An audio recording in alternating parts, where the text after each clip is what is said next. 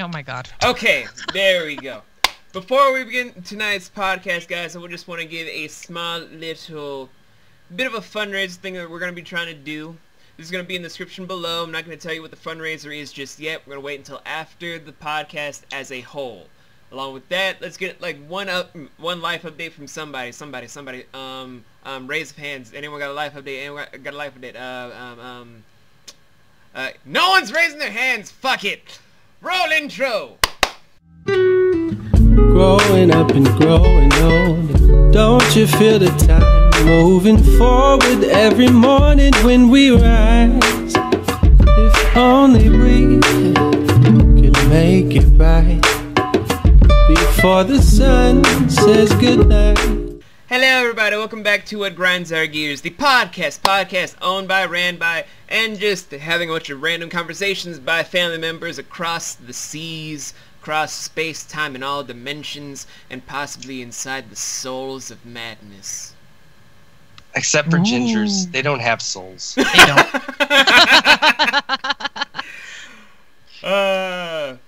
Well, it was a nice day when it was an almost empty office, and then everybody came back just like, what we miss? And then me and Hubs over here were just like, y'all missed everything. And also, literally, the room is now full of black and white boards. Really, guys, you missed everything. I mean, we had epiphanies last week. Epiphanies. There was also maybe like a pink elephant parade outside. Maybe that was just me. If you say so. But anyway, we gotta do the whole thing around the round table, where firstly on the left side of the round table joining us is, of course, my big sister of legend. She is the role-playing queen. She was formerly the queen of badasses, to all of you badasses out there, as well as conquering every single thing one event at a time. She might be doing some stuff in a new realm of Final Fantasy. She might be doing some stuff with Legends of Dragoon at some point. We don't know. She might even do some Shadow of the Colossus slang in the next couple of weeks. Y'all bitches just gotta learn how to accept that whole anticipation motif for the one, the only, the magnificently special Britt from Brittopia. Britt, how you doing tonight? Yeah, hey everyone. How's it going, bros? I'm just kidding. That's bros. Ooh, I even got those glasses. Look, I got the glasses. Bros. How you doing tonight, Britt? I'm doing fine. How are you, V? I'm finally calmed down from my day, but let's get on to the man, the myth, the we all know this man. No introduction is needed. We all knew who the fuck he is today. We all know who the fuck he is tomorrow. We all know who the fuck he is Monday through fucking Friday. And my unicorn hat is not on tonight because my daughter's not home. So, I'm Deadpool, motherfuckers. So we all know that this man is the one, the only, the irreplaceable Hubs the Great. Hubs, how you doing tonight? Oh, I'm doing just dandy. Fancy. I'm feeling fancy. Fancy dandy? The baseball cap says it all. I know. It's because I don't want you to see my hair. Oh yeah, we had a fun thing where if you guys were here in the studio with us, you'd have seen my hair. Anyway. It's gonna come up in the podcast. We all know this already. We all know this. We want to see the hair. What is V's hair?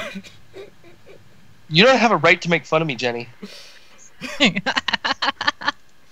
Anyway, tonight we have once again the two factors thing. We're not going back to the old days anymore, guys. It's not just two people in the room. It's three. Anyway, it's three people. And we don't have. She's here of her own volition. Okay, we know about Britt, but what about Jenny though? It looks like she's personally tying herself up in the chair. Yes. She did that to herself though. I had nothing to do with it. I know. I'm just like, why'd she tie herself up in the chair? It's like, is that like a sex thing? No, she's playing video games. Oh, that makes more sense. Anyway, it could be sexy video games. It could be sexy video games, but like Leisure Suit Larry. Yeah. Oh my god, I want to. My name is Larry. Larry Lapper. And today we're gonna be talking about hero's whole psychologies in real life. Oh God, yes, we're doing it. Now, what caused this, V? Why are we doing this podcast? If you guys remember last week, me and Aaron had an epiphany involving the Flash, Wolverine, and Spider-Man for the most part. And Deadpool. Deadpool was kind of like Deadpool like a blatant thing, so we didn't touch on that one. But we can today. It's because Deadpool knows. Like, he knows he's a cancer patient that's ugly as sin underneath that fucking mask. And so let's do a little recap here quickly. First thing we touched on was how Barry Allen is either the smartest or the dumbest superhero in a comic book universe, in any comic book universe. We went over this last week. He's smarter than Tony Stark, smarter than Shorty. Than Henry Pym or any of the other geniuses in Marvel, because of the whole Flashpoint, because of Crisis on Infinite Earths, because of DC Rebirth as a whole. Yeah. So we touched on that. I'm not going to redo it all because I can't remember it. It was funnier last week. You should have been there. Yeah. If you guys missed it, you guys can already see it in the playlist that's always at the end of these videos. So Britt, to catch you up on Wolverines, I remember Wolverines. Wolverines was, in reality, he's a wife murderer.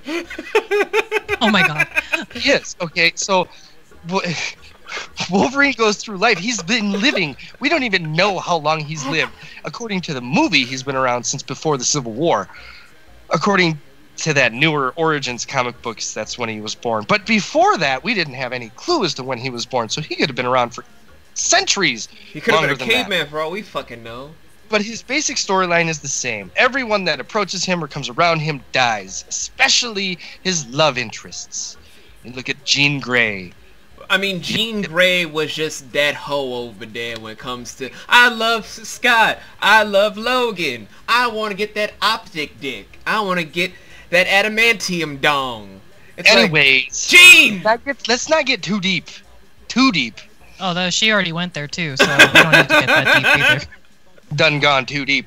He just can't remember. Anyways, so he thinks he's a tragic character because everyone he gets close to dies, and he tries to push everyone away, kind of like Batman keeps to himself. He doesn't like sidekicks. And yet in reality, Wolverine is actually the reason. Sidekicks, a cousin that's the Batwoman. He's almost married Catwoman. He also has 2 other members of the Bat family. No, he is and married Alfred. Catwoman. No, they aborted that. They're waiting until issue 100 to end that line.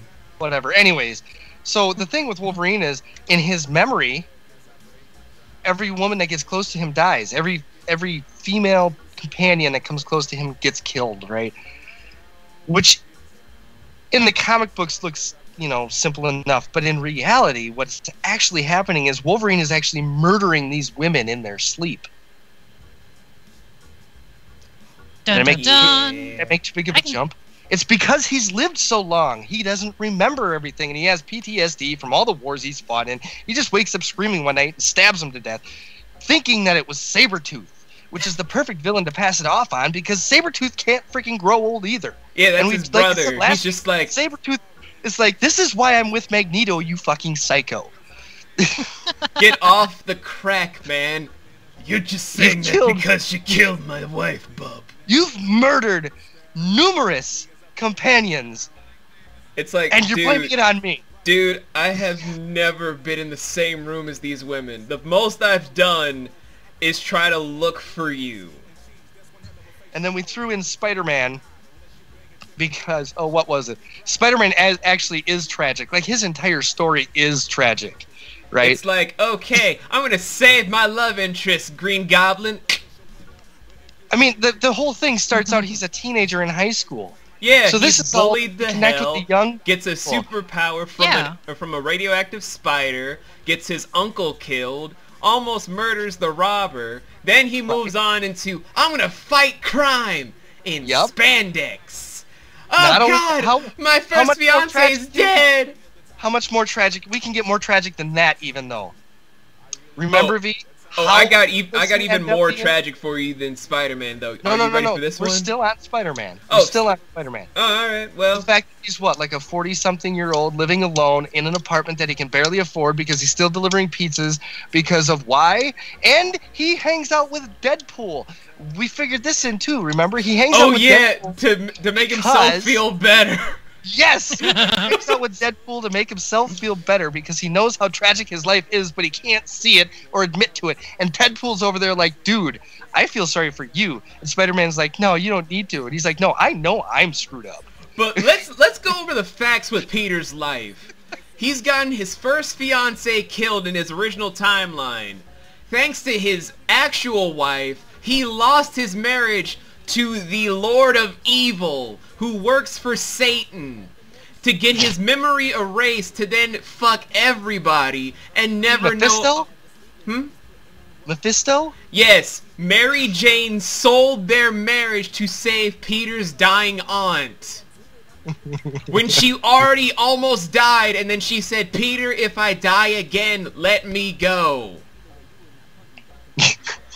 Okay, so Britt, do you see what we're kind of doing with the play on the characters here? It's just so fucking stupid. It's like, I'll go with it. Peter, your aunt said if she's going to die, why are you even doing this? Tony Stark was going to make sure you lived comfortably, had Jarvis propose to her because he loved her enough to make her live in Avengers Tower. You and your wife would have been set to then give birth to Spider-Girl, one of the best female spiders in the entire Spider-Verse that is no longer canon now, because you and Mary Jane wanted to be like, I want to save my old aunt who would probably be miserable living again. All right. You're not wrong. All right, so now that we're caught up, we've caught up from last week. I got another one. Okay. Another one. Bucky Barnes. Oh God, this is too easy a target. I know it is, but it's a nice way to segue from the recap. Which one is more tragic, Bucky Barnes or Captain America? Bucky Barnes, because Captain is just like he was tortured for decades. Well, I mean, for Captain, it's just like he thaws out, just like wait, hold on. Now that's the cinematic universe. That No. didn't happen in the comic. Hear me out. He just thaws out and it's just like, hold up.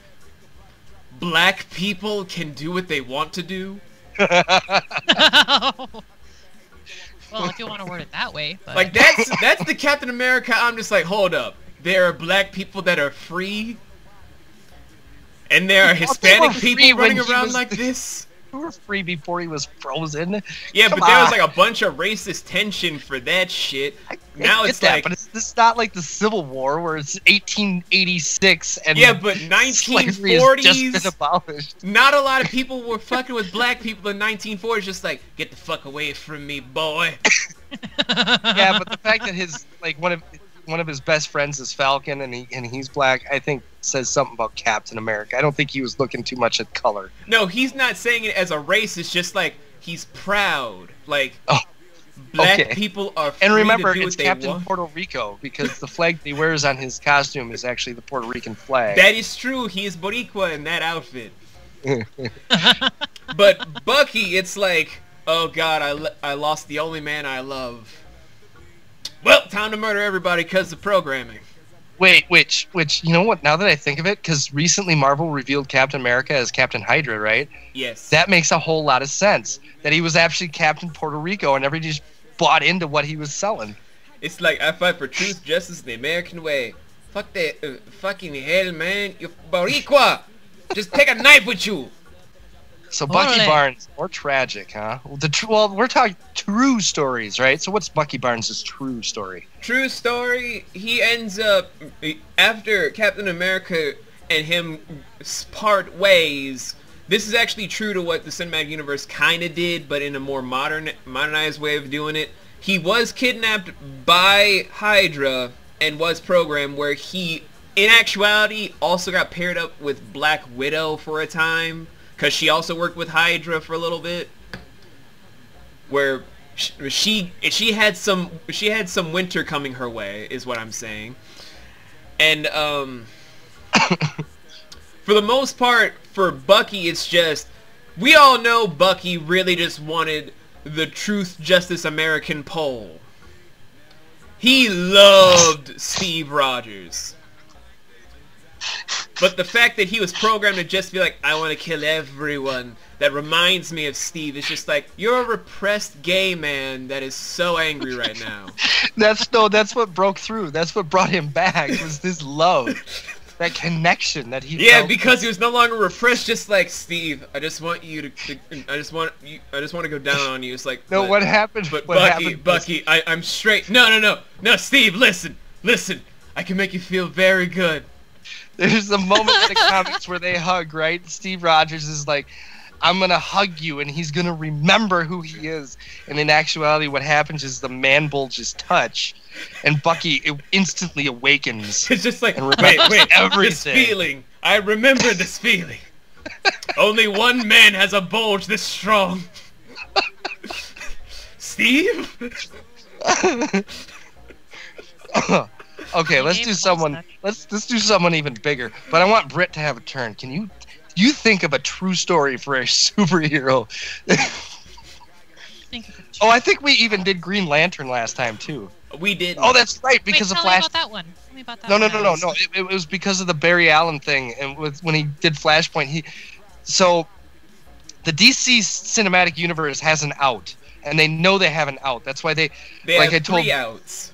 I told V. Actually, basically, they have 5. No, they have 10 outs. DC has 10 outs out of Marvel's 1. What the DC cinematic universe has done right now has basically released all these licenses for all these independent filmmakers to make whatever movies they want. That's why there's like 3 Joker movies in development. There's the Batman movie that's still coming out. Aquaman was already done. With Jason Momoa. Which actually looks good. They basically took a handful of darts and threw them at the wall, right? We did this bit last. That's what it seems like, honestly. And they're like, fuck it. We're just going to throw shit out there, see what works. Only they were drunk. So the way I put it last week. Okay, Marvel. We're going to have a contest, Marvel. Okay, what's the contest, DC? Dart. Shut up. I'm going to take this handful of darts. I'm going to throw it at the wall. Okay. What's the bet? And the first one to get the bullseye wins the bet. Okay. What's the bet, though? I can hit the bullseye first. But what happens if I hit the bullseye first? Well, in order to do that, you would have already had to have hit the bullseye. Okay. All right, DC, you on throw the darts. Okay, here we go. Like 19 of the 20 miss the board. 1 hits the bullseye. But they have the out. This is where the Barry Allen Flashpoint thing comes in, because at any moment, at any time, they could just make Flashpoint, any race, everything, and then reboot everything. So it doesn't matter how 9 other outs. So like, you fucking think you're on top, Marvel? You don't know shit. I've got Flashpoint, and then shit you can do about it. And Marvel's like, okay. Yeah, too bad I already hit the bullseye before you even threw the darts with I like 19 bullseyes Iron Man, Thor, Captain America, blah blah blah blah. And DC's like, like right now our 20th one of Captain Marvel is about to hit, so yeah, right. Not to mention Avengers Endgame, which is gonna be 21. But before that, though, I want to touch on Captain Marvel for a minute, because she got fucked over a lot in her earlier career. And let me point out the most fucked up thing that they did. So bad to the point they even made her a man. Oh, no, not just that one. Everyone talks about how Rogue touched her too long, which is like a lot of fanfiction. It's like, where did she touch her? Someone cut off Hubs' mic. This is awkward. Hold on. We'll be right back. And if you need an escape for now. So, and we are back. Sorry about that. Someone disconnected the mic from Hubs. I have no idea who the fuck did it this time. But before I continue on with the Captain Marvel thing, Britt, why don't you take the floor? Wait, I forgot. Is it strictly Marvel or DC or both? Any superhero. Oh, any. Okay. Like, you could even be an anime superhero for all we care. Right. I'm trying Just to a true recall. backstory. The only one that I actually kind of almost believed in is Bruce Wayne killed his parents theory, the multi-dimension, I think they called it, or some crap like that, where Batman gets like thrown into the past and he's set with a decision where he has to actually kill his parents for him to become Batman, or not to kill his parents and become whatever that universe makes him to be. I think I've heard of that theory. That is the most heart-wrenching one of all. And I wanted to do Batman, but not in this capacity. Like, that's too quantum right there. It's like Schrodinger's cat. No, Did like Bruce what Batman kill really his parents is. or not? So, like, okay, the direction I was going was like, Bruce is like a voyeur who gets off on beating the shit out of people and then watching the chaos that ensues. I could kind of see that, actually. I could see that too. So, like, it's a legitimate idea, but it has actually no basis in the like Wolverine murdering all of his wives. There's nothing in there that says that, but it's a conjecture I made. Again, I could honestly see that. Right, exactly, because you look at every single Batman video game that's been released, every single Batman movie, every single Batman. Well, okay, maybe not the animated. Well, some of the animated movies. Yeah, a little bit. He has killed somebody, right? Even though he's totally against killing. So the joke with when Batman vs Superman came out was people were starting to run all these clips together of every time Batman was fighting somebody, and like, no, that dude died. Because if he was a human, he would be dead. Definitely. So they just run these clips of how Batman is actually, he's into like murder porn. It's like just a little bit. So the one I came up with is, no, Batman, he's a sex offender, but in a different way. He gets off on the violence of beating the crap out of people, but then watching how they all react to it. Because he's got those big screens in his bat cave, you know, and he's just sitting there. And instead of sitting there typing on his keyboard like Alfred thinks he is, he's really just like whacking the pud. That was an interesting one. I never thought of actually that. These aren't real. They're just... I picked on Jenny's favorite superheroes, so now... And technically he's not super. Yeah. He's just a man that can bitch slap everybody. He's Tony Stark noir. Yes.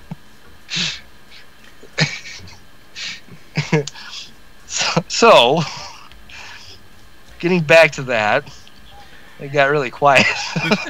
No, it's not that. It's just I wanted to get it in my mind perfectly how to say this about Captain Marvel, but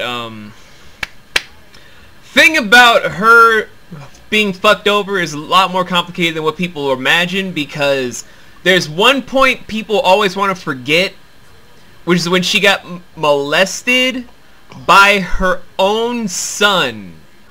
You heard that right. She gets molested by this guy that impregnates his own body into her so that he can give birth to her abusive rapist son. Wow. Who's also trying to marry her. That isn't the only thing that's happened in Marvel Comics that's been kind of fucked up with incest like that. No. I'm just focusing mostly on Captain Marvel, because that whole thing is why I think she went full-blown Mohawk in her recent years. And just badass. Because all those years are just like, you idiots fucked with my life! Like, she's honestly a rape victim gone terribly, terribly wrong. Right. Again, not another... It's a very heavy subject, V. Jeez, talking about Batman and getting emotional. I was going to say that Scarlet Witch and Quicksilver are another couple. That's only the Ultimate Universe. ancestral whatever the hell that was. But that's only in Apparently, the Ultimate Universe is all just incest. Pretty much, because apparently they're also the kids of Wolverine. What? Yes. No, Magneto. No. In the Ultimate Universe, their dad is Wolverine. And he watches them have sex with each other. No, it wasn't Wolverine that watched them have sex. Yes, it was somebody else. This all sounds like one of those times where, like... It was like Marvel and DC is all based off of what's mythology am I thinking of? Greek mythology. Yeah. That's what it sounds like. The entirety of comic books is basically it was the dark corner in the back room where these writers were trying to write stories that interested them and would get other people interested, you know, like-minded people or whatever, and the actual book producing companies were like, no, we can't write this. This is Phil. And then they're like, fuck you, we have stories to tell. And so they started releasing them in like little serials. This is how I got introduced to violence in, you know, cartoons, was comic books. That's why Wolverine's my favorite character. I still can't believe what introduced me to violence in animation was Astro Boy and Gigantor. Those old black and white animes is what introduced me to violence. Well, kids and anal sex. Kids may be ignorant, and ignorance is not a bad word. It's just a word to describe somebody who is uneducated, right? Yes. So kids may be ignorant, but they're not naive or stupid, right? Yeah, they know what they like. Yeah, because I knew when the doctor plugged that one plug up Astro Boy's anus, I was like, yep, that is, wow, thanks, Japan. And that's not even a joke. You can literally look that up. That's how they charge him up, by just shoving that straight up that port. Let's all just move to Japan. Podcast there. We'll do it in the Bukkake house. Down the street. From...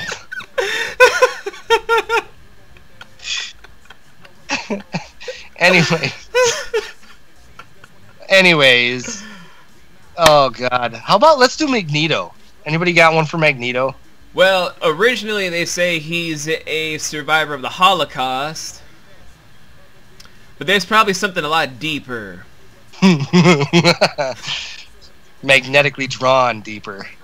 Like, we all know about his relationship with Charles Xavier. Oh, I see where this is going. Let's do it. Let's just do it. Let's go down that rabbit hole. Old Queen's just so mad. In Magneto's case, the gerbil hole. Just old Queen's just so mad at each other. Just like, Charles, how come we never got to settle down? We both have kids. Well, of course you were the abusive one. I was not abusive, Charles! You're the reason I'm in a wheelchair, Eric. I've never heard of any theories about Magneto, honestly. I think I've only heard really about, like, the two for Batman. I only said one of them, so... Because there aren't really many when it comes... Nobody digs deeper, Britt. That's what we're doing. We are uncovering truths. We are having Do you think I'd find anything on Google if I look up deep theories of Marvel heroes? Probably. But in all cases, that's what I feel like is Magneto's whole beef. It's just like, I had a Charles fight with... didn't accept him. I totally get it. I had a fight with Charles again. But Eric, what about me? I could give you an all-access pass to have anyone. No. See, what I think it was, I think... Mystique, please. I only want that wheelchair-accessible dick. I think Magneto wanted more from Charles. And Charles Of course he did. You see all the shit he has to do to get Charles' attention? Yeah, I'll but drop a meteor across the whole globe. But Charles is like, no, dude, I'm not into that. I'll be your friend. I want to be your friend. I want to help you. I want to understand you. I want to be more than friends, Charles. But I love this hot chick over here. I want to be more than friends, Charles. It's not going to happen, Eric. But, Charles, we'll be so good together. You paralyzed me permanently. It was an accident. If I wanted to, I could melt your mind with mine. Oh yes, talk all the. No, you're supposed to say that turns Charles. me on, Charles, and then I'm supposed to be like, No, I was saying talk that. that is the dirty wrong talk. message. I didn't know I was getting a free foreplay show. Thanks, guys. That's what the theory is. Magneto's totally horny for Charles, and the only reason he hooks up with Mystique or Rogue or any of the other chicks is to piss Charles off, and it doesn't piss Charles off because Charles doesn't swing that way. And Magneto's just too blind to It's see. the whole Griffith That's- Guts thing from Berserk, basically, except less obvious. That's why, I mean, who else? He picks purple and freaking magenta for his colors. Pretty much, yeah.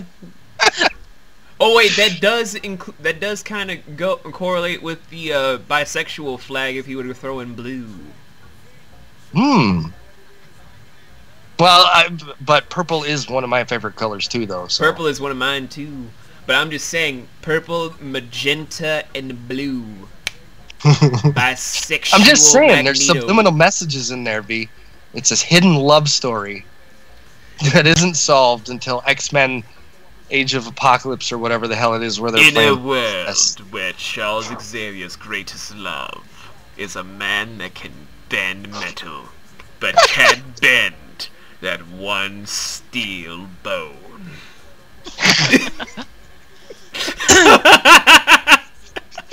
Oh, why hasn't Ryan Reynolds heard any of this shit? There are so much things to make fun of. Yo, Ryan Reynolds, if you see this in the future, why didn't you do this? You can narrate. You can make a whole movie just based off of just a parody movie based off of fucking false theories. I want to do the Hulk. There's got to be one for the Hulk. Go for it, Aaron. I mean, go I for know- it. Go I for know- it. I know Do there's- it. Do it. Do There's it. the whole Jekyll and Hyde thing, but it's a sexual. It's like a reverse sexual tension thing, right? Like every time he gets close to a woman, he has to run away and then release his anger, right? So he turns into the Green Monster. Maybe that's a metaphor for his orgasm. Sexual repression. It's just like Hulk smash. He needs to get it out. It's like Hulk. Why are you saying smash? Hulk horny. Exactly. That's exactly what it is. Because he's too afraid to get intimate because he's afraid that emotion will let out his rage. So instead of doing that, he gets off by running around and smashing vehicles and shit. Like, How is it so many of these make so much sense when it's sexual? there was a lot of horny nerds. Yeah, a lot of horny nerds Excelsior! playing Dungeons and Dragons in the basement. Jack with their Kirby, parents. I asked your wife last night if we could make the Fantastic Four's first ever orgy scene. And when we were finished on the pages, she said, my husband will agree to this. Secretly, there's dark comics between the Marvel industry and the DC industry. There's dark comics that have never seen the light of day, where all these superheroes are just having key parties. Yeah, like Batman and Superman just like, well, I've never done a devil's threesome with Wonder Woman, have you?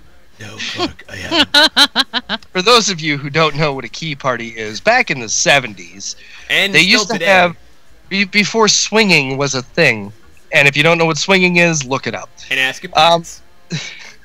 Key parties, whereas it was an underground thing, people would go to a party and they'd drop their keys in a fishbowl when they walked in. They would just have it shuffle around, and then later in the evening they just exchange keys with certain people, just like, pick a key from the bowl. That's the person you're gonna be fucking tonight. Yes, exactly. So, which would also explain why there are so many illegitimate children in the comics universe. What's going on behind the scenes is you don't see these key parties happening. Because It's like, how they the just- fuck was Nightcrawler born? Key party. Mystique and what was the other one? Azazel, which in one iteration, Azazel. he has 2 dicks. Which means Kurt Key party. has 3 dicks. Yes, because that's mathematically logical. Because Mystique had one too, right? Because technically she's a man. Like, she's a man, a woman, No, dog, bird. in the origin stories, she is a boy. Yes, who then has a blind female lover, making it seem like, are you a lesbian? Are you a gay man? I am every gender. This is why I don't accept the origin stories that Marvel came up with, because they fucked everything up. Mystique is technically asexual. She could reproduce with herself, according to... It's like Raven, go fuck yourself. Yeah. Okay. What a way to put it. She can not only change the outside, she can change the inside as well. Which is how Kurt was born. Yeah, so, yeah. Let's not, I'm not doing Mystique, that's too deep. That is way too deep. Too deep. Too deep waters. Double dick going on. Anyway. It's like, Kurt, why does it feel to have a dad with 2 dicks? No, well, technically my dad had 2 dicks, but my mother had 2 as well, so I'm a 4-dick beast. Yes. Oh my god. So I'm looking up the top, weirdest fan theories, and I've read like 2-3 articles or skimmed through them or whatever. And the very first ones is Stan Lee is Yuta the Watcher. Yes. That is actually a popular one for a lot of reasons. Because he's in every Marvel film. He's like basically cameoed in all of his comics, if you think about it. And specifically, the point that they specifically point, or the scene that they specifically point to, I think is in Guardians of the Galaxy, Volume where he is 2. actually talking and saying what he's done as covers in every Marvel movie ever made. With the other Watchers. Yeah, I didn't get to actually finish watching that. They even confirms that there's Guardians a of the Galaxy. multiverse where the Fantastic Four, the Fan Four Stick, the other 2 Incredible Hulks, the X-Men universes, they all exist in a multi-plane that the Watchers know about. That's a beautiful theory that people have put together. Just like, wait, if Stan Lee has admitted all these covers, that means that the multiverse is real. Yep. But where's Madam Web? Madam Web is busy just playing old maid. No. I think that's where the new Spider-Man movie is going to try to bring her in. And it's a Sony film, right? Yeah. The Spider-Verse film is a Sony film, but they're still in agreement with Marvel. Until the buyout happens. Which means that this technically should be part of the Marvel Cinematic Universe. It technically is, as well as the Venom universe. Yeah, well... Because what are you saying? Stan Lee cameoed in that movie. Is Disney supposed to buy out Sony? Is that what you're saying? Disney's gonna buy out everything that's a threat. Fucking life. I give up. Like, Mickey Mouse is gonna bend everything over and be like, your soul is mine! Ha-ha! And Netflix is the only one that's like standing there like, bring it, you bitch. Until I Enter the Ring, Netflix is the only one just like, bring it on, you overgrown bitch. Fucking go Netflix then. I mean, they're not safe either. They ain't saints. But anyways, let's get back on topic. Yes. More theories, Britt. Bring them on. Let's see what we can expound. What was my second one? Oh no, I feel like this one might have been popular or some shit. Some people were saying, I've heard that Batman is actually just a psychiatric patient, and every villain that he faces is actually a doctor. Actually, they've done a comic on this. Really? They've actually done an Elseworld comic on this. I have not heard of it. It's actually an interesting one where Batman wakes up in the insane asylum, where all of the people that he thought were the villains are either patients, or in the case of the Joker, being actually his doctor. Oh. Even Hugo Strange is a patient, but his biggest rogues gallery, like Mr. Freeze, the Joker, and even the Riddler, are considered doctors. Wow.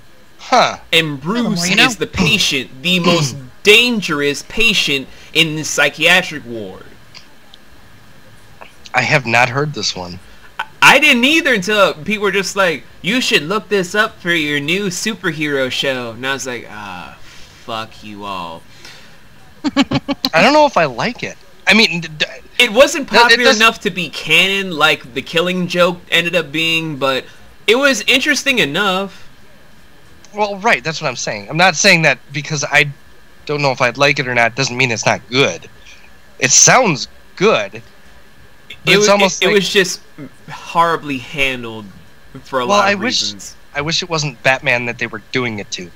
You know what I mean? Like, so many people have such high regard for Batman, you know. I mean, like, they did it for Clark Kent in Smallville. That's how they made the plot line for that one episode where Clark wakes up in this universe made by a phantom from the Phantom Zone. He's a patient in there, and all the references are either Lex Luthor is in a wheelchair because no one saved him from the meteor shower. He's married to Lana Lang.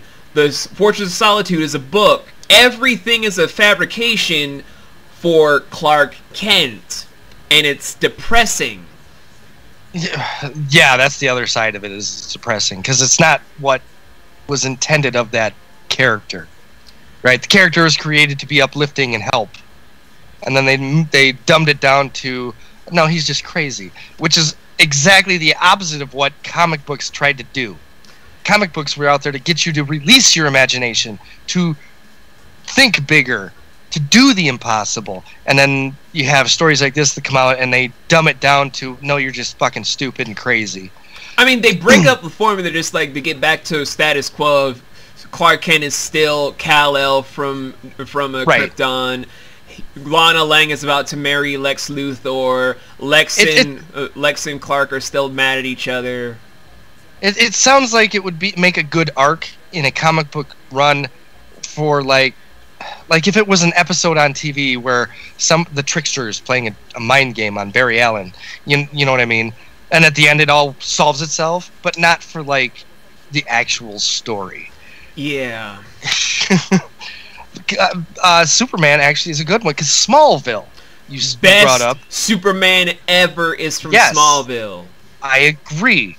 They did an incredibly good job at explaining and describing what made him the Wonder Boy, basically, The that Boy everybody Scout. hates today. I only like Smallville Superman because he never once tried to be anything other than a kid that wanted to grow up and be an adult. He wasn't just like, I'm fighting for truth, justice, and the American way automatically. It was just like, I want to be the popular guy in school to get Lana. I want to be the guy that impresses Chloe. I want to be the guy that just helps out around the farm, make sure his dad and mom are all right. Oh shit, my dad's dead. All while still maintaining the morals of what his parents raised him with. Yes. That's what nobody sees, right?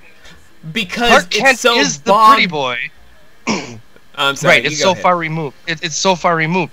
Clark Kent is the pretty boy. Clark Kent is the Wonder Boy. He is that moral and stable because of his history, because of his parents, because of the way he was raised. Nobody gets to see that because it's been so told so many times before that nobody bothers to tell it anymore. But kind of with like Smallville, that's where the counter argument comes into play, where it's the main focus to be like, oh look, Clark is not a perfectionist fuck up that just wants to do everything because he feels that since he's invincible, he doesn't need a goddamn team. Clark, you fucking dumbass. This is why no one likes you. That's why he doesn't. But Bruce Wayne's my best friend. No, the fuck he isn't. He's just using you because you're a dumbass. What? But what about Diana Prince? Diana's just using you because you're the only one that's not afraid to fuck her. Why would you say this? Because I don't like you, Superman. Exactly. And that's not who Superman is, as much as I hate him. And I don't hate him, right? I grew up watching the Christopher Reeves films, and they were some of my favorites. Mine too. But I prefer the Smallville timeline because that makes him more relatable, more human and alien at the same time. Yes, he fights for truth and justice in his own right, but he doesn't try to lord over people just like, I can do everything by myself. He'll openly be like, I need a team, I need a friend, I need someone to help me get through these dark times. I need someone beside me because I can go too far.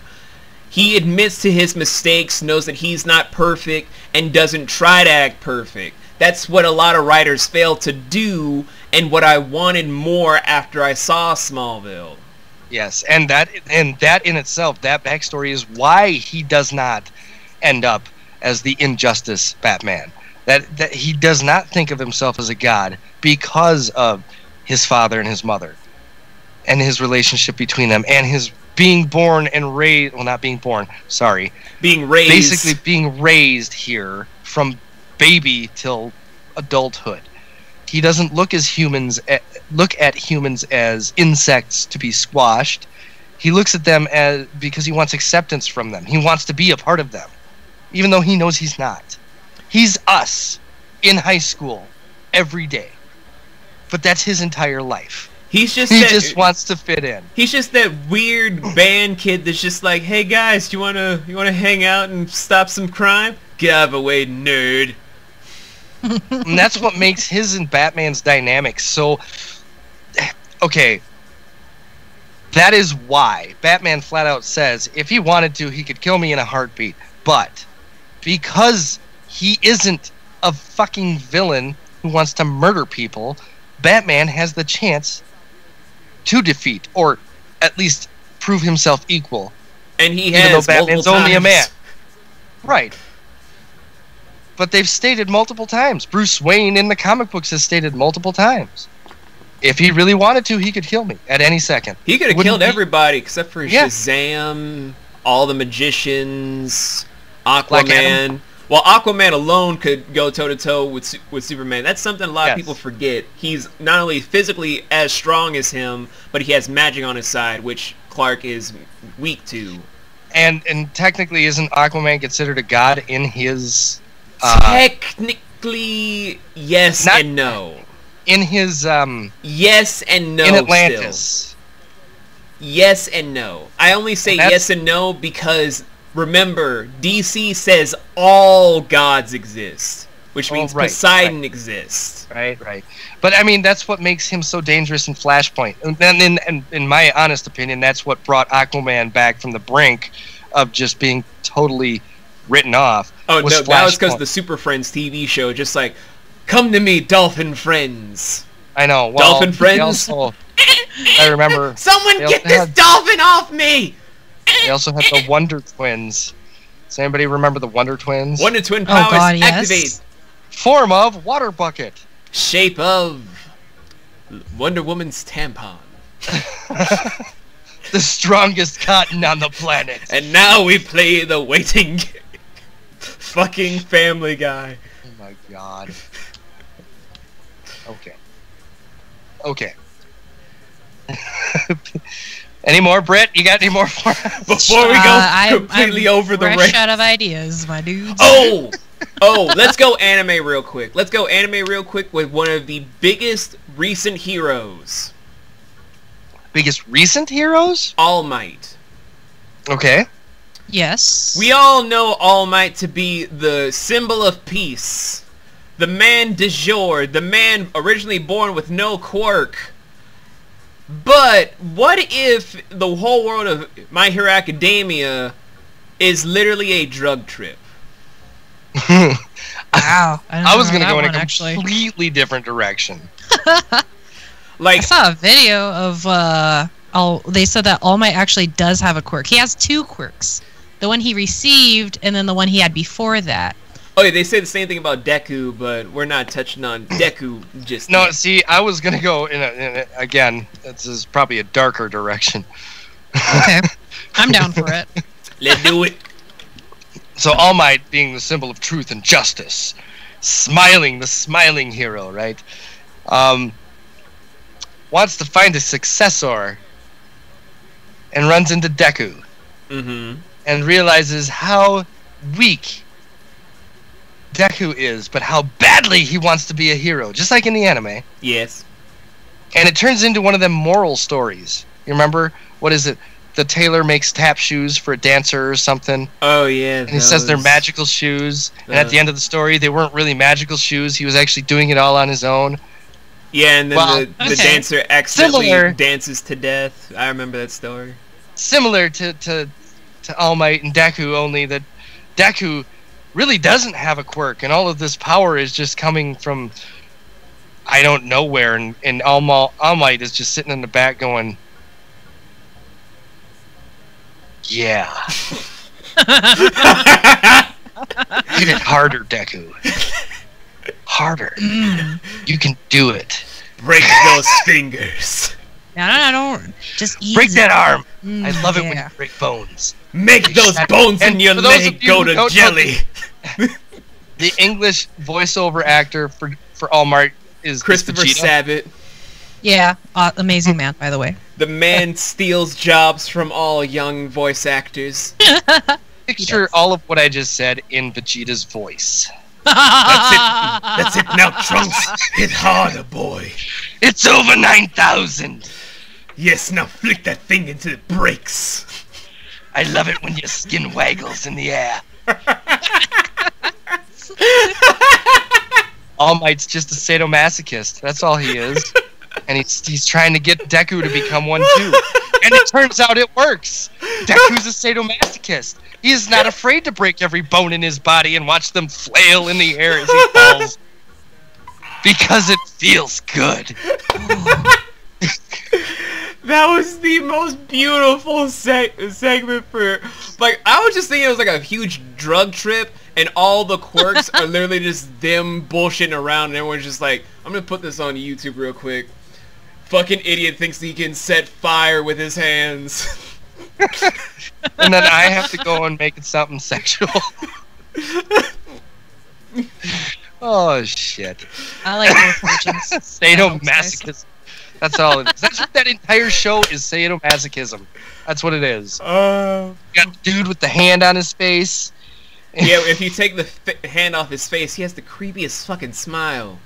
And he gets all excited, too, for some reason. Like, The it's a dude creepy needs chapstick, effect. too. Like, But have you seen his Pretty smile? It's just so unnervingly unsettling. it is. Like, it's... The dude just needs chapstick. Like, that's a all lot of he needs. chapstick, a lot of lotion for his dry ass face. He just had a session with his boyfriend last night. Then get some clear eyes for them red eyes. The shit is chapped, okay? He's just chapped all over. Let's rename him Chappy. Our villain's name is Chappy. Okay. One Punch Man. Come on. No.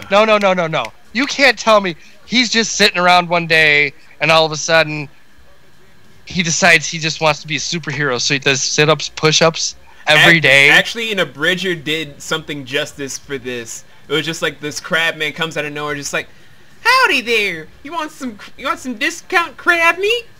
Come on, man. I really don't want to do this, but it's okay. It's good crabs. No, man. I'm gonna be late for work. Oh, don't be so crab about it. Come on. Man, you're not even a real crab. Yes, I am. No, you're not. But I am. No, crabs walk sideways. I have human legs. Where are your pants? Pants are power. Now you made me crabby. That is it.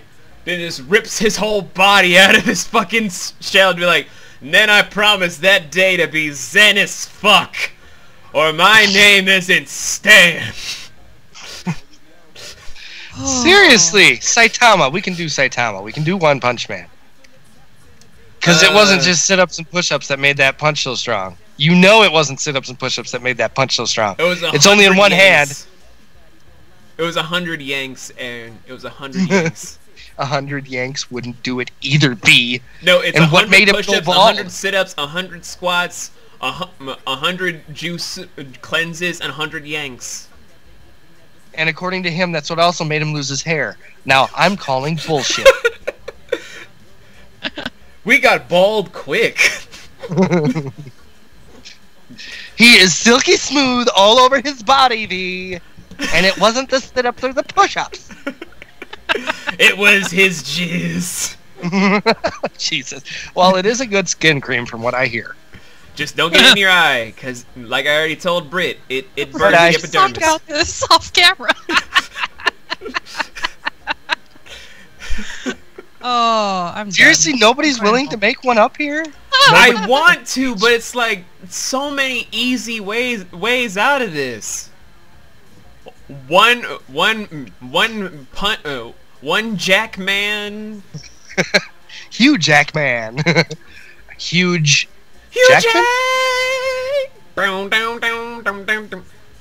3, 2, 1, fuck shot. Fuck shot. What?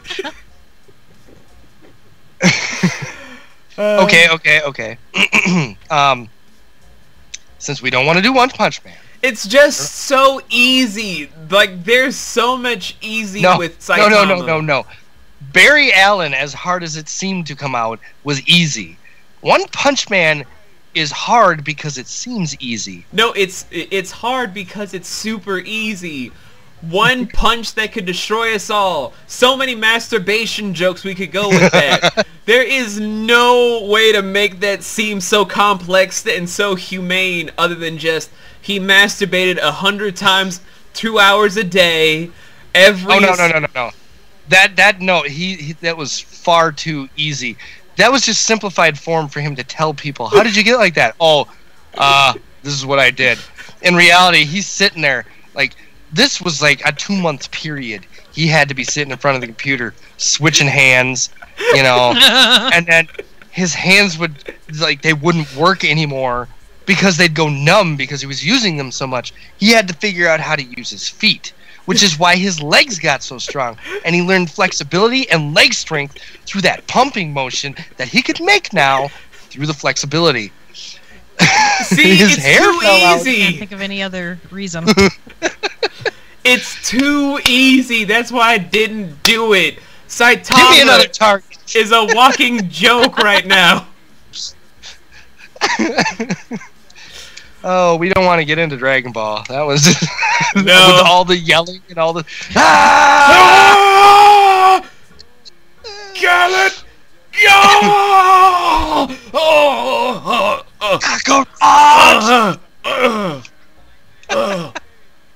So, Vegeta, are you done? Super Saiyan hair. How do you think Bulma feels? Okay, her vagina is destroyed. Giving birth to those children must have been the easiest thing in her life. Like, her vagina got so destroyed. Have you ever seen, what is that movie with Will Smith, where he plays the superhero? They're angels. They're actually angels. Oh, yeah, Hancock. Where, the sex scene. Where like, the whole room gets destroyed. The roof of the trailer is just blown apart because there's fucking, like, jizz bullet holes going through the roof of the trailer. Oh, my God. That is the most truthful superhero story I've ever seen on film. Thank you, Will Smith, once again. But anyway, before we get too deep into this, we gotta go into the second topic of the evening. We did like a good hour into this. I feel like it's time for the switch. Okay, Britt, it's your turn. Oh God. Man, I can't think of any, honestly, or even know of any. I actually try to think about it. What, are we still doing anime? We can, if you'd like to. Let's do it. Come on, Britt, you're the last one before we do the switch up. I know. Fuck, so much pressure. Under pressure. Looking down on me. Washing down on me. No man has all. I need a beer Pressure for this one. I feel like it's a lot of uhs and is. That's make one up. It. Make one up about your favorite superhero. Make one up about my favorite superhero. Yeah. Just create a backstory that is blatantly obvious but was never mentioned. My mind only hits Dragon Ball because of you guys, so... Go for Dragon Ball. Oh, man.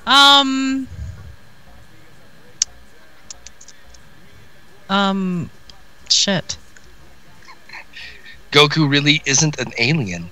That's what I was kind of thinking too, and then I was like, no, that's hard to even say that. Well, if Dragon Ball Z never existed, like, technically Dragon Ball could be said that, yeah, he is an alien. But no, of course in Dragon Ball Z they're like, oh yeah, he's an alien. We're gonna totally throw out the fact. sensu beans. Oh my god. So, it reminded me of that. I don't know if that should be a theory or not. Sensu beans in Dragon Ball were just basically like food pills that filled you up for 3 days. But they changed that in Dragon Ball Z to where it fully restores your health. How? Why? What the fuck happened to these sensu beans? Protein.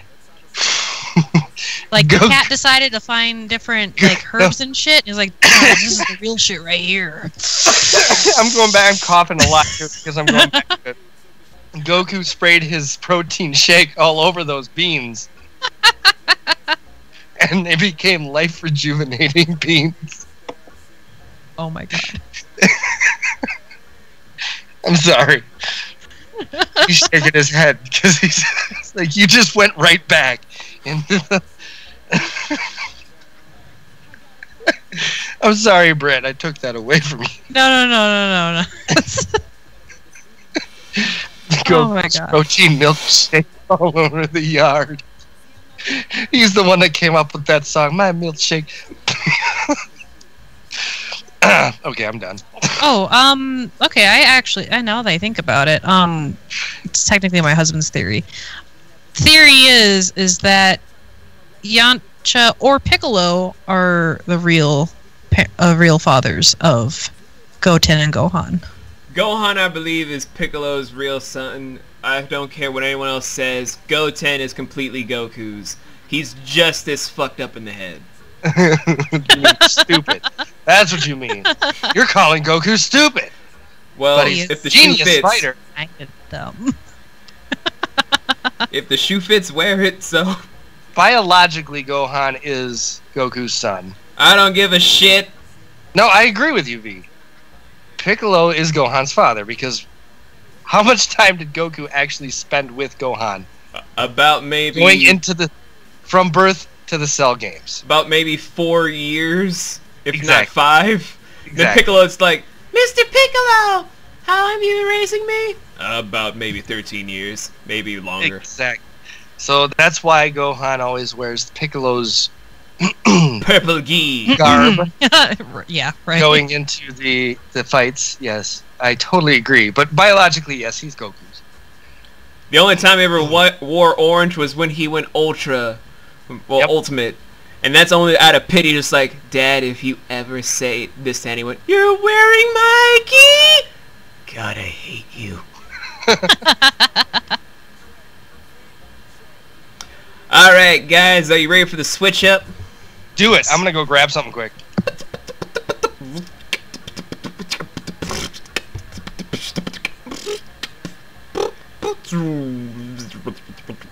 We are now going into the second topic of the whole podcast, where even though it's a little premature, I feel like by the time you guys see this episode, it'll be time enough. I want to talk about a little bit of the films that 2018 gave us. And I don't mean like stuff we've watched, I mean just in general. Let's just talk about the movies that 2018 gave us, because my fucking god.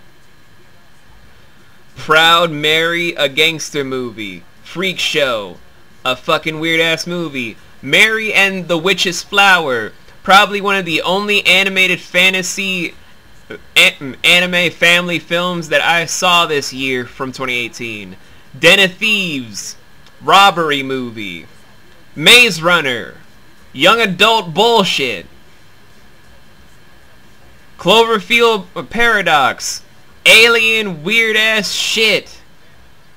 50 Shades Freed, Cancer. Like, can we just discuss the lineup that this year gave us? Like, Britt, you have any thoughts about all the commercials and whatnot you've heard from the movies that came out this year? Man, if I only went to go see the movies. But, yeah, totally not expected of, well, at least on my side, I suppose. But, I mean, how can you be surprised nowadays? It's like everyone just copies from the books. I mean, it could have been worse. You could have sat through A Wrinkle in Time, because I'm just now realizing that me and my wife actually saw at least 4 movies together from 2018, and I'm like, the whole lineup that was released, even if you didn't see any big movie this year, is a fucking catastrophe. Rampage being one of them. Sure. Another Dwayne Johnson movie? Yes, but Super Troopers 2 was probably one of the saving graces of the summer. Just saying. I still want to see that movie. Deadpool 2, another saving grace. Agreed. Let's see, what other catastrophe did they give us for 20... Ocean's 8, a terrible side story, because they wanted to make it seem like, how can we do the exact same story from Ocean's 11 with only 8 women? The music I hear. It's supposed to be depressing, because we're talking about depressing movies, right? Or not depressing movies. Terrible movies of 2018. Then Superfly. How do we do a reboot? We make sure he's not a pimp anymore. But the title of the movie is Superfly. Yeah, that's a pimp name. I know. Superfly for a white guy. And then every adult went to Incredibles 2 for one reason. Mrs. Incredible / Elastigirl.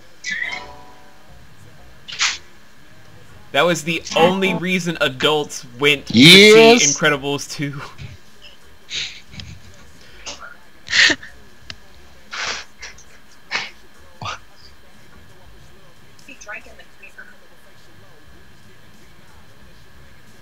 Sorry.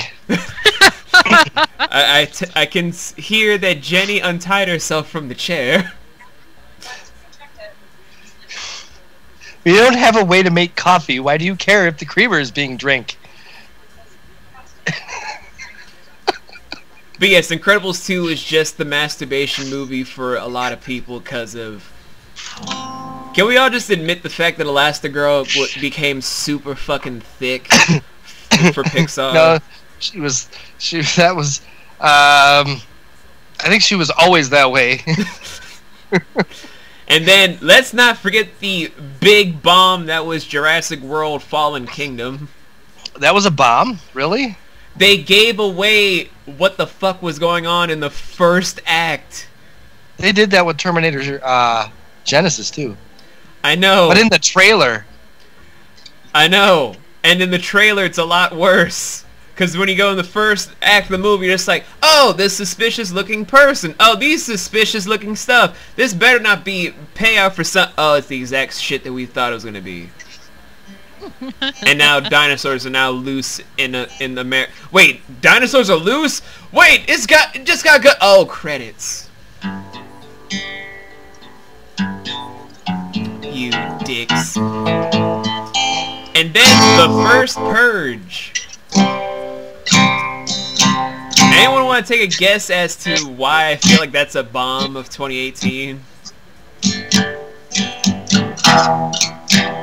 Feel free, V. So, here's my thing about the Purge movies. They make very little sense on a global scale because I don't see rich people being like, wait, if we get this approved, don't we get murdered? Because this is our lives that's being risked here. I don't want to lose my income. And then celebrities will be like, wait.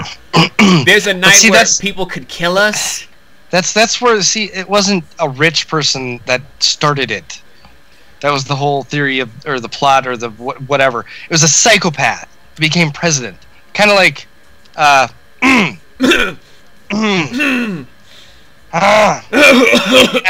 then gained powers, executive powers, to change the law based on what people wanted, or what they thought they wanted. In reality, it was just a psychopath's game to make murder and mayhem legal for 24 hours. I didn't mention anybody's name, so shush. I didn't say anything. I just had something stuck in my throat because Skyscraper was a Die Hard ripoff. Oh no, it was supposed to be a remake of Towering Inferno. No, it was a pure ripoff of Die Hard. Skyscraper? Skyscraper. I'm thinking of a different one, aren't I? Tower Inferno may have been the instrumental plot synopsis about what they were trying to do, but everyone knew it was basically a ripoff of fucking Die Hard. I thought, what is that one that we watched on Netflix where they're in the skyscraper, but it's like a parody of freaking Die Hard. They're a bunch of nincompoop butlers, or not butlers. The hell was the movie called? He shows his like these terrorists take over a hotel, which is a skyscraper, in Las Vegas, and the wait staff, which is the stars. What the fuck is the show that they do? Workaholics. Anybody seen that show, Workaholics? I have. Yeah, I have. I just have terrible memory. It's those three guys. the one with the hair, the funny looking pretty boy dude. He's funny looking pretty. I don't know what to call him. And then the third guy. God, I'm terrible with names. Good with faces, anyways, bad with names. Yes, they are basically part of the cleaning crew in the hotel and decide to go all freaking Die Hard on these hostage holders, and it's a hilarious movie. Yeah, this wasn't claimed to be hilarious. This was a ripoff of the Towering Inferno and Die Hard at the same time. Well, shit. And then, that's not to also compare to the year of anime adaptations that continued with Bleach. I actually really liked the Netflix adaptation. I'm torn because, yes, Ichigo got to finally kill Grand Fisher himself, but the fight choreography between him, Renji, and Byakuya was just so cringeworthy. Well, okay. So, to add to that, we had Full Metal Alchemist was on that list as well, right? Let me double check before I say yes or no. And these aren't Netflix films. Let me reiterate, that's not a Netflix film. They came to Netflix from Japan. And we're not saying that we've seen every movie this year. We're just going down the list of films that were released in 2018. But double check Full Metal Alchemist. I am double checking as we speak. 2017. I believe it's 2018. I think it was earlier this year. Damn it, I can't see it. Anyways, the Full Metal Alchemist movie was shit. Okay, so yes, I am agreeing with you, but at the same time, best adaptation I've seen when it comes to Rurouni Kenshin. No, Rurouni Kenshin's better. Yeah, I'm talking about voice work for the characters, for specifically Alphonse. The CGI and animation for him in that film, I thought, was wonderful. The rest of it was shit. Yeah. Yeah, I could agree with all that. Alphonse was perfect. And I cannot see Full Metal Alchemist, but that's just my whole thing with Bleach. Just like, they knew what they were trying to do, make Ichigo more proactive in the whole story than what he was in the anime for the most part in the first half before you're the Soul Society. I got something to bring up about this that I want to ask Britt specifically, if that's okay. So when the live action adaptation of Bleach came out, there was a big uproar in America, apparently, which is where these things tend to rise from, is us, that they underplayed Rukia's role as the main character in the film. What? Yeah. This is a thing that exists. This is a thing that is going on. Everybody else knows Ichigo is the hero of the anime, of the manga, of the whole thing. There are people here pissed off because Rukia wasn't made the main character. So the Oh, she person never that's the person whose main involvement in the first part of season 1 was to just hit Ichigo with a glove or put Kone's orb inside of Ichigo's body so he could fight hollows and whatnot was underplayed. And to that, I'd say they did a better job in the live-action film with Rukia than they did in the actual anime. And manga, for that matter. Because she seems stronger and more upfront in the live-action version than any other form that I've seen. You gotta wait till like the 1,000-year That's exactly where you war lost for me. that. I don't watch whitewashed anime, I guess, but... Like, you gotta wait till like the 1,000-year war I arc could get that, though, I suppose. I feel like Rukia played a really small part in the anime itself, honestly. I never read She the did. manga. I really felt bad for her in the anime because But- she became like one of those third or tertiary characters that was just a romance for Ichigo, maybe? No. Aaron, I can actually clear this up because I had to read the whole manga. 1,000-year arc actually gave Rukia and Renji a lot more levity. Well, but what I'm saying is they did a lot better in the live-action film. Oh, with they Rukia. definitely did with Rukia. She was more powerful and stronger in the film than I have seen her in any other version. Oh yeah, And and you guys haven't even seen her Bankai animated yet, and that shit is beautiful. Like I'm being serious. Her Bankai is very beautiful. Almost made me cry. But I thought I'd bring it up. I wanted to ask Britt because I wanted to know how she felt about. Oh, she doesn't Rukia. do whitewashed anime adaptations. Well, I'm sorry. I know, right? I don't know what whitewashed anime is. Oh, God. Oh, that's a... Don't you remember the uproar of Ghost in the Shell? Ghost in the Shell, Dragon Ball, the live-action one. Which Frickin', one? There was two of them. No. Hold on. the one where they made the Kamehameha a fucking healing power. Who does that? Dragon No. Ball Evolution, I understand. Because Goku is supposed to be an alien, and everybody else is supposed to be Asian. Yes. Get that, okay? Yes. Ghost in the Shell, I'm a little iffy on. Am I saying Scarlett Johansson was the right pick? No.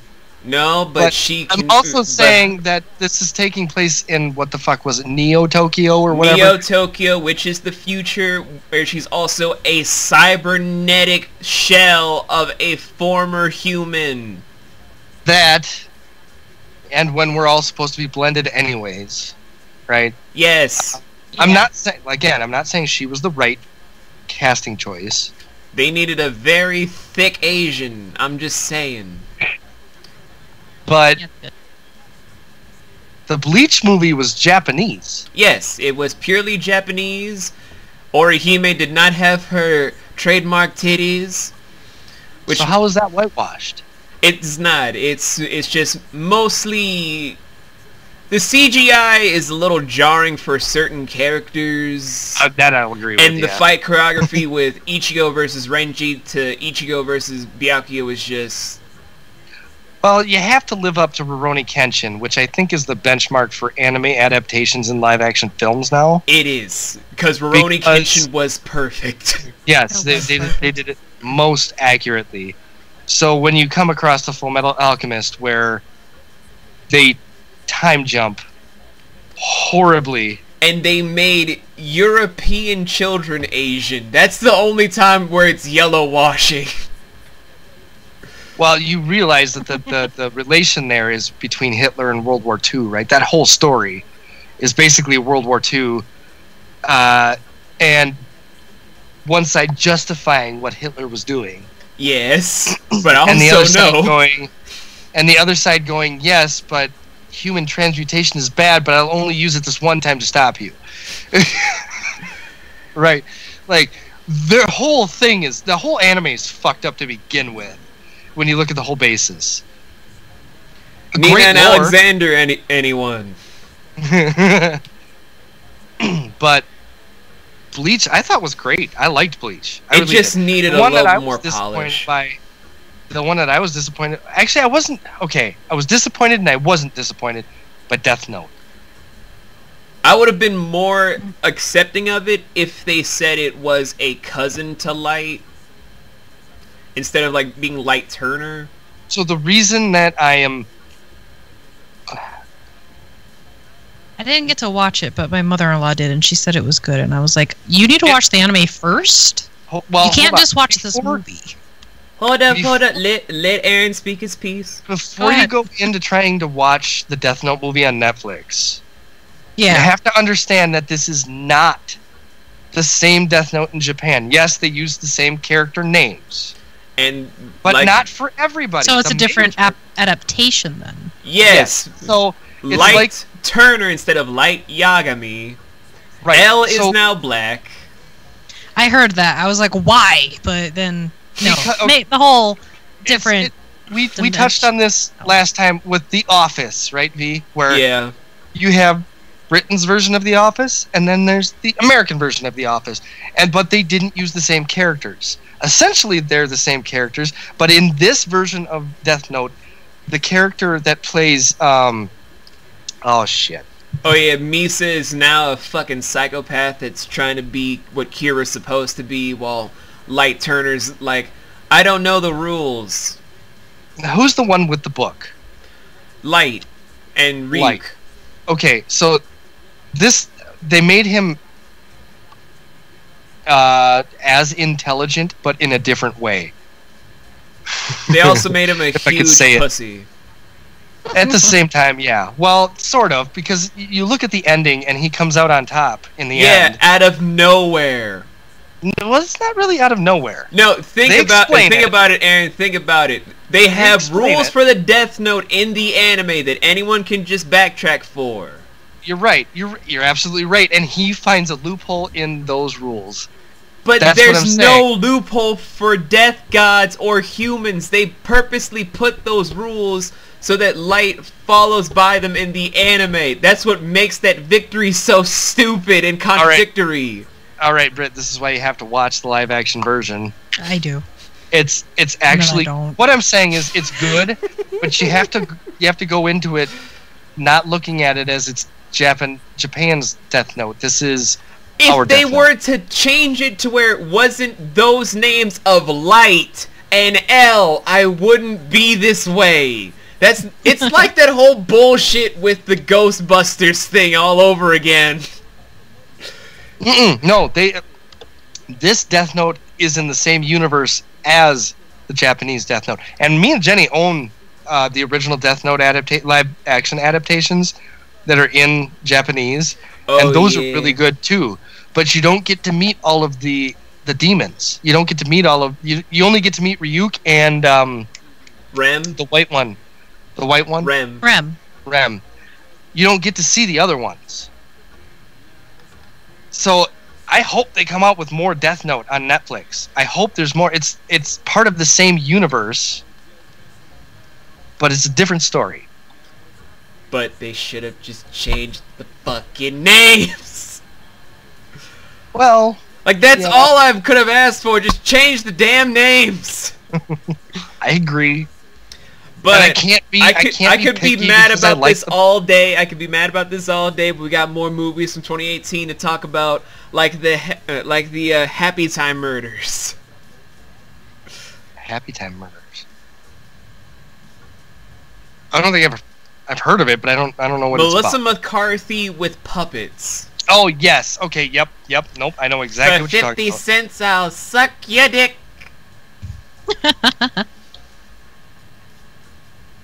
I'm all for it. Listen.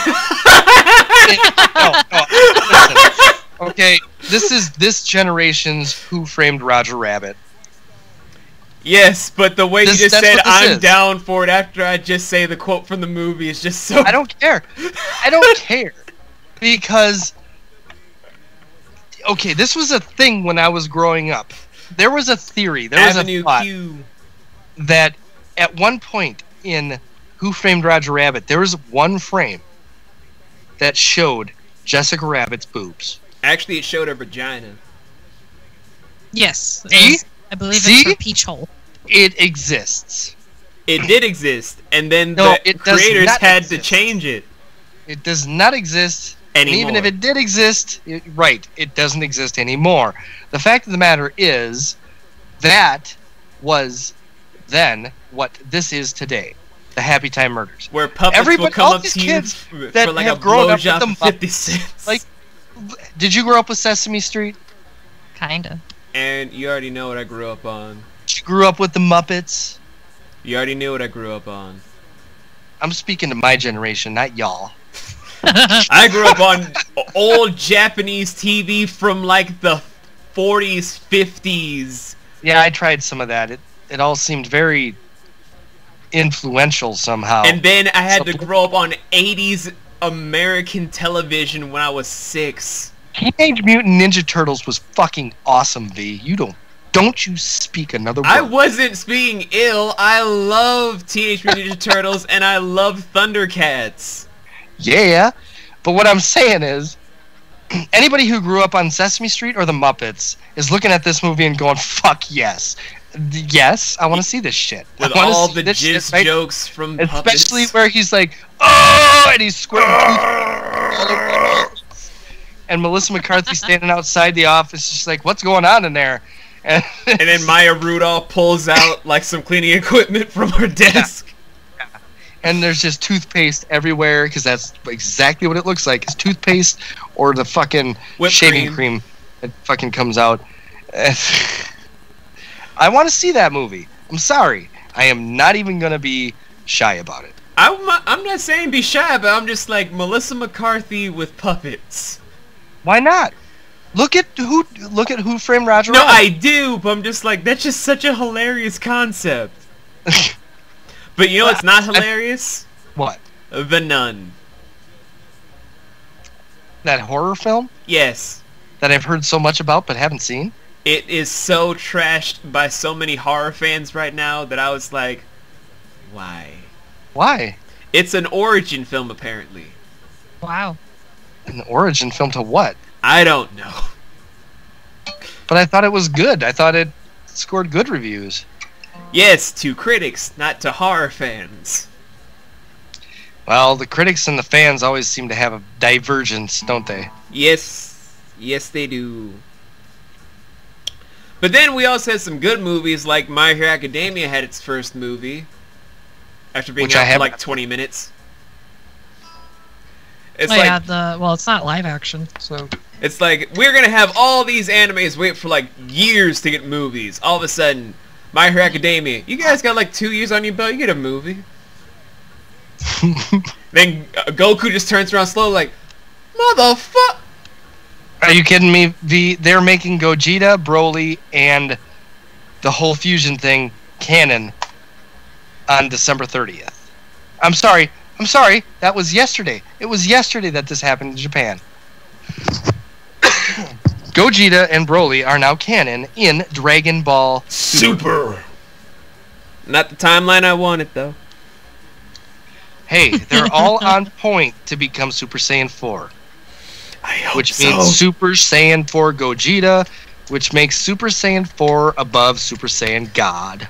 Yes! We'll get to it when it happens. I don't know. Maybe it won't happen. I hope it does happen. But you know what? There's only one transformation after this, according to GT. True. And in our GT talks before. Yeah. But you know what a lot of people were looking forward to the most? Venom. I heard that critics gave it terrible reviews, while fans gave it incredible reviews. So much dichotomy. I feel like that's how it always goes. So set me straight, though. Is it good or is it shit? No, what was shit was the Halloween movie. Really? Because they wanted to retcon everything, saying that only the first movie happened. But the second one doesn't. But there was so much hype behind that movie. Here's the whole thing. It resets its own timeline, saying the first movie happened, and that's it. There was no Halloween 2, no Halloween 4, no Halloween 5 to 7. No H2O? No. Just only Halloween 1, and now Michael's sister is a gun wielder ready to kill her brother. Okay. Why they couldn't just retcon to have it be just Halloween's 1 and 2 happened, and then only Halloween 4 didn't happen. I don't fucking know. But fuck it. Fuck up your own timeline like this. I thought that one got a whole lot of... That one had a whole lot of promotion behind it, though. It did, and it pissed off people. It's just like, why does your character have to use guns? That's not my problem. My problem is timeline. No, those were the NRA people. Yes, it wasn't actual gun owners. Yeah, but I'm just like, y'all can fight about this all you want, but what about the fans that were devoted to the fucking timeline? You're treating us like we're KSI fans. I'm not gonna get into that, because I don't watch either one of those douchebags. And that's what they're just fake douchebags. I'm not even gonna. I mean, is that English accent even real? It is. JJ is really from Britain, but he's also... That doesn't mean his accent is real. He could be faking everything. Well, I mean, he could, especially given his ancestry that I'm not going to go into today. But I want to go into Bohemian Rhapsody for a little bit as one of the newest addition to musical autobiographies. Okay, so 2 things I want to say on Bohemian Rhapsody. Number 1, it's not the film that everybody wanted to be for Freddie Mercury and Queen. It's the film. However, it is the film that Freddie Mercury would have wanted made. That's and all. You think so? I know so. I know for a fact so. Now, I mean, I agree. I haven't seen the movie yet myself, but it looks good. From what I understand, it is good. If you want Freddie Mercury's vision of what a movie about him would be. Okay? This is not an autobiography. This is not going to be the deep cut that Sacha Baron Cohen wanted it to be as Freddie Mercury. He was first scheduled to play Freddie Mercury, and then him and Queen had a difference of opinion as the direction where the movie should go. Sounds about right. Which everybody did, because a lot of people want a real biography of Freddie Mercury. They want to know who he was, where he came from, everything he went through, how he got AIDS, how he died, and this and that. Right? They're not ready for that. Yeah. Well, doesn't matter. That's not the movie Freddie would want it. Nope. That's why I say they're not ready for that. If you look up anything about Freddie Mercury, you'll understand that his whole vision of everything for Queen and anything in the future was about the music. It was all about the artistry and the music, and that's what this film is. So when they made this film is about Freddie's vision, not his life. Yes. So it's not an autobiography. It's an autobiography of Queen and Freddie's music. Which in itself, the music has an autobiography, though. Right. So in a way, it's still an autobiography. It is. It's just not the autobiography everybody wants. Oh, I don't give a fuck what the people wanted. I just wanted Queen, damn it. Right? And so did my son. So I'm going to take him, and we're going to see it, and he's going to love it, and we're all going to be happy. But now to go into the one movie I wish I kept as my one review of the year. Creed 2. Haven't seen it yet, but I loved Creed. Everyone's talking about how this upped the ante with everything. Well, it has all the original cast from Rocky 5. Yes, Rocky 4. I'm sorry, Rocky 4. I'm sorry. You're right, Rocky 5 is Tommy Gunn, not... Yeah, 5 is the one Drago. where his son is trying to say some shit to him, and Rocky's trying to then retire, and then Rocky 6 technically is Creed 1, with this being Rocky 7, being Creed 2. And... Well, Rocky 6 would have been Balboa. Oh, right, Balboa. Then Creed. I always forget Balboa exists. Yep. Well, that's because it's like that's the retirement retiring movie for Rocky right there. This is the sad life I ended up with. My wife is dead. My son hates me. Blah blah blah blah blah. And then Creed was supposed to come out and kind of redeem some of that. And anyways, but I loved Creed. I haven't seen Creed 2. I love all the Rocky movies, though. I don't know. Maybe I'm just a chauvinist pig. One or the other. I mean, we don't have to say it out loud. I mean, they could have picked a woman to do the fight, like Tatiana Ali, right? Tatiana Ali! Well, no one can ever drop an Ali like that. Unless they're really talented. I imagine she's a bit older to play like an up-and-coming boxer, right? Well, doesn't she have like kids or something? I think I mentioned the wrong Ali, to be honest with you. But doesn't she have kids or something? I think it's Layla Ali. Tatiana Ali is from the Fresh Prince of Bel-Air. Yes, that's right. So it would be Layla Ali. Yes, who is a championship boxer. She just does not get as much. Yep, as Layla. And yeah, she quit boxing in 2007 because she'd done it from 99 to 2007. So she would have been a bit old to play an up-and-coming boxer. But you know what I mean. Like anyways. I get what you're trying to throw down. Don't worry. Got you. And I'm just talking out of my ass right now anyway, so I have no idea what is being said. But I think I can pretty much sum up everything up for the films 2018 because I forgot to do the summary for the there's no summary for those heroes. They're all just fucked up. That's the whole summary. They're all just fucked up if you just think about it. But summarizing all the movies 2018 because there's been a lot of movies that dropped, guys. I didn't even go over the whole list of stuff, just the stuff that reached out to me. Because I is Poe.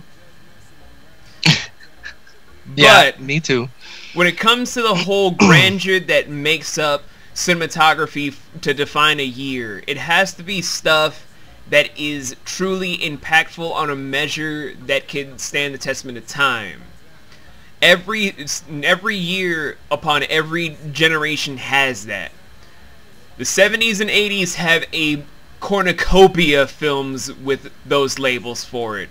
Especially the 80s with the oh-so infamous stuff of Breakfast Club, Pretty in Pink, Red Scorpion, Rocky films, Rambos. You know what, V? I'm going to touch on some things you haven't even mentioned yet. I'm just going to list them off. Ready? Okay. They're not out yet. Bumblebee, new Transformers movie. Mortal Engines. I have a lot of hype behind that one. Ralph Breaks the Internet. That came out November 21st. Dr. Seuss, How the Grinch Stole Christmas. It's just the Grinch movie all over again. Yep. Aquaman. We don't need to bring up Jason Momoa's hotness again. We already know his abs make everyone mild. Here's one, though. How do you feel about this one? Mary Poppins. I feel like we'll be right back. And if you need an escape for now. We are now back. Sorry about that. We're just having a lot of technical issues. Wait, hold on, guys. Don't move. Don't move.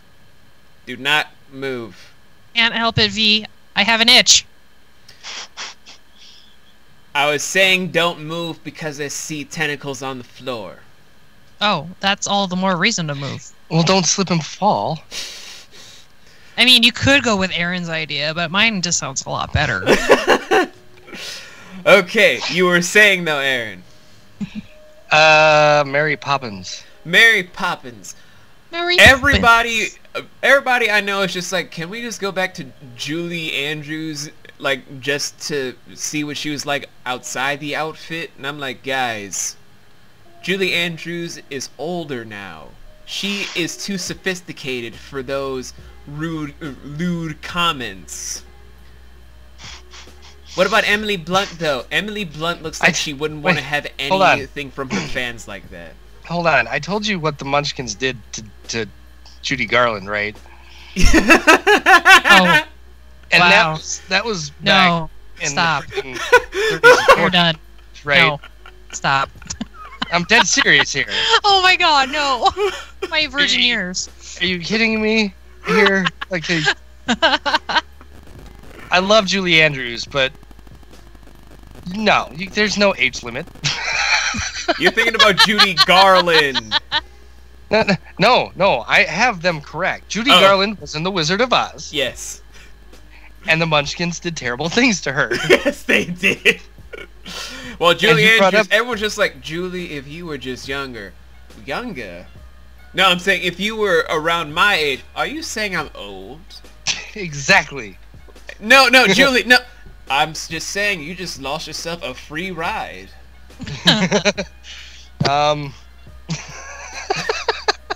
Jesus. I had a response, and then I refrained and hesitated, and I regret that now.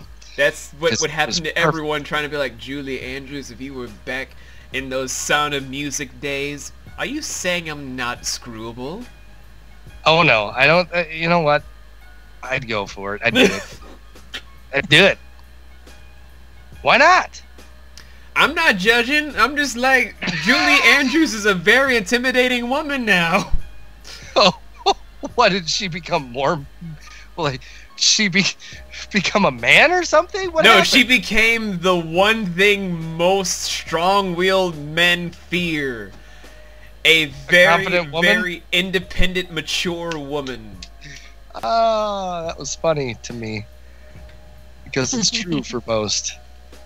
Because it's Most like, men. I just really know a lot of people just like, if I were to meet a strong woman today, whoo, I'll break her. All of a sudden, it's just like, are you okay, dear? Are you fine? Do you want me to carry your purse for you? Like, dude, I think your balls are in her purse. Oh, they're there. That would definitely happen. That would definitely happen. But that's just how I feel with the Julie Andrews thing of the whole argument. But with Emily Blunt, everyone's just like, but if it's Emily Blunt, does that mean that Mary Poppins is a time traveler? Is she like Time Lord from Doctor Who? Oh, well, maybe that's another conspiracy theory we could make. They've already made Now a we can conspiracy add- theory. That and Miss Frizzle Oh, jeez. Oh God, what's Frizzle? from the Magic School Magic Bus. School Bus. Well, yeah, I know that, but I mean, like, what's her? Like, they think that she and Mary Poppins are time ladies from Gallifrey. Maybe they are. I don't fucking know. But getting into the summary, though, to define the year 2018 with all these films like these, and for Robin Hood being a destructive analogy towards what society is evolving into, The First Purge being an onslaught about a psychopath in charge of the American government first, to then make a national thing across the globe as a full-blown holiday of mayhem, malice, and destruction, because he feels like that is the will of the people.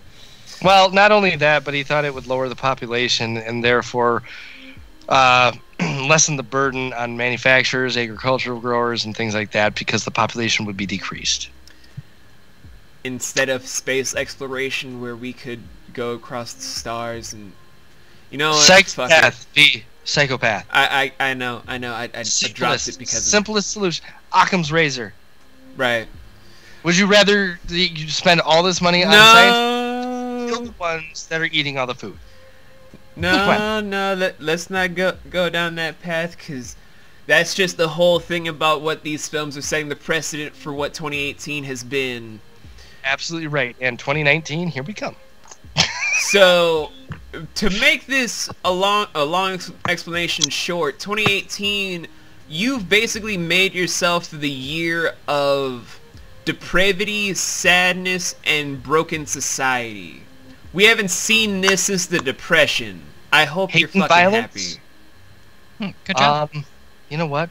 I'm just gonna come out and say it. It's a Trump era. It is. Bye, V. We love you. I'm going to bed now. Of course. V has checked out. He couldn't take Not it. here anymore, for sure. For what?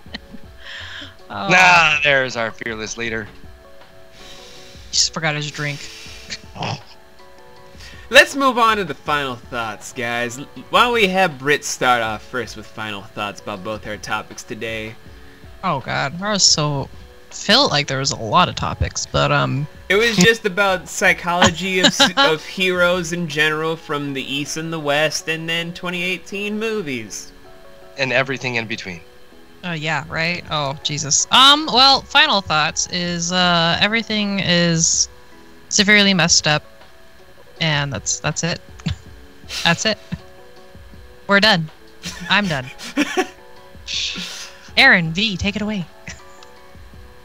And you want to go? So, moral of the story is, the morals have been thrown out the window. I don't fucking know anymore. Everything's weird, Everything is indeed weird. Man. except for the Flash on the CW. Of course. Flash and the Arrowverse seem to be pretty well contained, and I'm enjoying it thus far. Yeah, I'm gonna say everything is pretty much, yeah, except for the Flash and CW. They're one way out. I'm content in knowing that Barry Allen is my Lord and Savior. All hail Barry fucking Allen. Oh, I'm surprised at no point in the comics did he ever stop and go, fucking, I am God right now. Wait. I am God forever. All I have to do is retreat to the fucking time force. It's the Speed Force. Yes, Speed Force. I just have to go into a coma in the Speed Force. I can come out whenever I want, go back in time, do whatever the fuck I'm God right now. But no, not Barry Allen. No, not him. No, not even Wally West or any of those other fucking weirdos with the Speed Force did that. But how to summarize all these topics? This whole world has gone into a fucking shit basket. And I do mean shit basket. Like, if you break it down for just the comic book realm and for all the superhero stuff, everyone's fucking insane. Except for that one guy that's hyper sane. For the movies, most of these fucking movies Deadpool. I'm seeing from people... No, the Joker. Most of these movies I'm seeing from people is just... Exactly. Is just a portrayal of maybe... Heath Ledger's. Sure. Maybe just Jack Nicholson's. If you want. If you just wanted to go into a whole weird menagerie about how life is today, that is just a very sad mentality. The snap of Thanos. Everyone's whole mentality about what happened to our society as a whole. The destruction where we have to do stealing movies or gangster films in a very grotesquely violent manner to just say, there is no hope unless you do these illicit activities. That just portrays that we have no hope as a society. We're all doomed to die. So why the fuck should we even forestall anything else? Let's just start the purge today and then just kill each other in the streets. I'm down. Let's do it. That works out for me. I'm ready. I'm prepared. Not really, but I'm so on your level right now, V. I'm just so fucking done with 2018, man. I think everybody is. That's why it's December. That's why we're moving into 2019, and we're all saying hopefully it's a better year next year, and yet we're sitting here in our chairs going, it's not going to be a better year next year, is it? The only thing that's going to be better year for me 2019 is I will be in my own apartment again, this time for good. The thing that will be better for me is we'll have a few more debts paid off, and we'll have a little more cash in our pocket next year, which will make everything a little bit better and easier. So that's what we're hoping for. Not hoping. Sheesh. It's not a hope. We're going to do it. It's going to happen. Do it. How about you, Britt? Oh, for this year? Yeah, it can fuck itself, honestly. Go human centipede yourself, 2018. Eat your own Stay shit your and loop. die. Go away. Don't need this anymore. I could say the same for 2017, 2016, and 2015. So all of y'all human centipede yourselves right the fuck out the door. I mean, only plus side for a lot of people is just that 2019 may be the year where they all of a sudden hear he was guilty. And Or he's- Final Fantasy VII Remake finally comes out. But Aaron, I'm thinking about like for the whole planet at large, just like they hear he's guilty and he's going to jail. Yeah, it's not going to happen. We can all still dream. We can, but it won't happen. He may be in... Yeah, never mind. Unless he pulls one of his predecessors to be like, I resign. Nope, not going to happen. Too proud. Well, he either has... I already know where it's going, B, and he may leave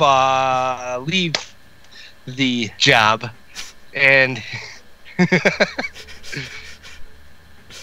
he may forcefully be relieved of his duties, but he will not go to jail, and he will not quit. So, But he'll probably lose his job. right, he probably loses. So there's a plus there. They did the same thing to a previous holder of the job in the 90s with some trumped up charges of malfeasance that weren't actually against the law. They were just morally wrong. So I'm pretty sure they could find up something worse. Probably. Yeah, Cunnilingus was probably part of that. Actually, I was just trying to stretch out my tongue, because... I thought that's what Cunnilingus was. That's when you massage the lips. Oh, I thought it was tongue stretching. I'm No, sorry. no. I was Kind mistaken. of lingus. Jesus, B. Stop. That's stretching. Remind me of that. I feel like I should go eat that ice cream I have in my freezer now. That reminded you of ice cream. That's Wait, awesome. if you go into the kitchen, can you make sure that you bring back my pancakes in the fridge? I don't know. Which one's the blueberry or the chocolate? The Chip answer ones. to all those questions. Got money on my mind every day. Please don't play with mine, put it in the bag. Usually I can leave it in the past. You won't make me have to show my ass. Ooh, I can love you till the sun comes up. Let me love your body down. You don't even really gotta ask. I'ma love you better than the rest. Ooh, say so.